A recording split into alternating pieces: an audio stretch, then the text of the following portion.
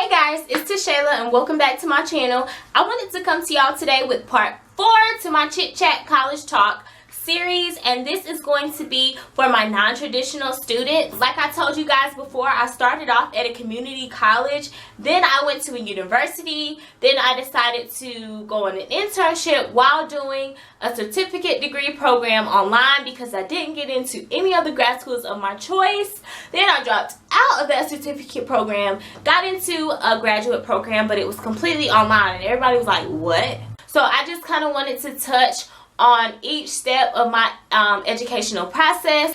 In high school, they offered us the opportunity to take classes within the college, and they were just basic college courses that were online, but we had an instructor in the classroom that would help us with those classes. And they were basically like classes on how to manage your schedule, how to succeed in college, how to transition from high school to college, but you were able to get college credit for those classes. At the community college that was closest near my high school, I decided to continue with that community college after leaving high school a semester early. Still had to come back in June for graduation, but being that I had that whole year in community college, that's what helped me graduate from A&T in 3 years. So I had already taken every last transfer credit that I needed to take. I honestly only needed one more semester until I had my associate's degree because I had basically been in school for like a year and a half already at community college level. But I was like, you know what, instead of getting my associates, let me go on to A&T and get my bachelor's degree. So once I got there, you know, I did good. I stayed above water, 3.0 or higher, and really went hard in my speech classes because I wanted to make sure that that's really what I wanted to do. So at that point, after graduation and applying for graduate school, finally getting into the school of, well, not of my dreams, but I did get into another HBCU, Tennessee State University. Once I get my master's degree, I will be able to be a licensed speech therapist, and in order for me to work, I have to do school part-time and I have to do school online. Please don't get it twisted and think that speech language pathology is an easy field, because it's not. Most people cannot work. They cannot do anything besides school because it is a full-time job.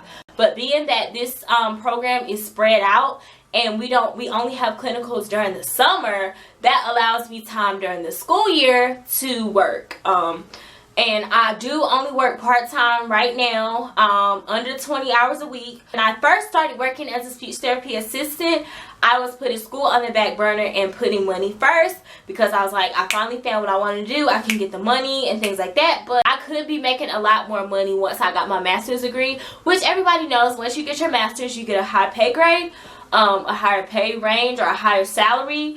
And I'm not on salary right now, and I would love to be working on a salary eventually, but hopefully I can inspire somebody. That's my whole point, is to inspire other black women that want to go back to college, and not even necessarily black women. Like, if you just want to go back to college, if you only have your associates, or you got out of high school and just started working, or things like that, I just want to be a motivation to you guys. I think that's all that I have for my video. Let me look down at my notes. Oh, I also was going to make a part 5 to this video, but I can go ahead and talk about this stuff right now. And this is finding a job, career fairs, Indeed.com, grad school, or going back for a second degree. So after school, when I didn't get into graduate school, it was about 8 or 9 months, y'all, where I had no idea of what I was going to do. So I thought I was going to go back to school for a second degree.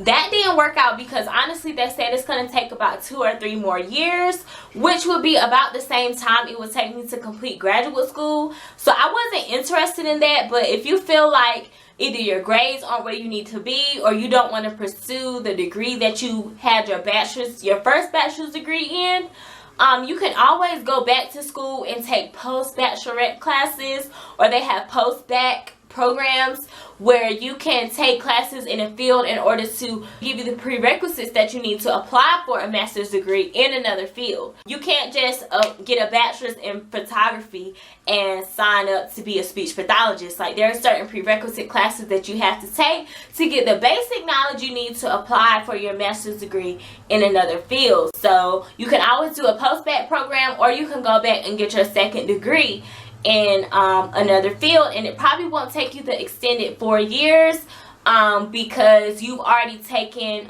your general ed classes. So it may take you 2.5, 3.5 years, depending on the university. Like I said, make sure you talk to the advisor or talk to the department head or the dean of that college so that they can let you know every step that you need to take if you are going to go into graduate school in another field, or if you're going to go back for a second degree. So if that's not an option for you and you want to go ahead and start working, but you don't know what jobs you can get with your degree, you want to type in what degree that you have on Google and say career fields or jobs I can get in blah blah blah. Like, I know one of my friends is in fashion merchandising, jobs I can get in fashion merchandising, and there are a list of jobs that you can get, not necessarily a fashion buyer or something like that, but you can get a startup job with your degree. I searched on Indeed.com to see speech therapy jobs, and after numerous searches, I found a job that fit for me as what I needed right then, and they were willing to pay for me to move and give me benefits as long as I would commit to working full time. I knew that I wanted to start working, so if you are that type of person that are strong-willed and want to go ahead and get out there, go to Indeed.com, Google some jobs, go to Monster.com. There are so many job sites out there. Even Craigslist has jobs that they post that you can get even if you don't have a degree, you know. Don't think that every job you have to have a bachelor's degree, because there are some jobs that will allow you to work or intern while you're still in school. Also, after school, I did a 2-month internship at the American School for the Deaf in Hartford, Connecticut, and the internship was not paid. It was voluntary, but they did provide housing for me, free housing, and it allowed me a chance to not only learn more about the deaf culture, but pick up more on sign language, because that is my foreign language. I had opportunity to shadow speech pathologists in that field to see if that's the population that I wanted to work with. It really opened my eyes, and I realized that I didn't want to work with the deaf population. It wasn't necessarily a bad experience that I had. It was just kind of an eye-opening experience. It let me know that I'd rather have a job with a little less emotional demand. I'm getting emotional just thinking about it, but it was an eye-opening experience, and I would not regret it for the world. You know, I really am glad that I took that internship and the opportunity. While I was at the internship, I got the email that I was accepted into graduate school. It just kind of, everything that God had planned for me just kind of fell into place. And so I was like, you know, let me stop trying to force it. Let me just go with God's plan. And so for that, I am just forever grateful, and I will just continue to have faith. I know that I'm a smart person and that I can do this.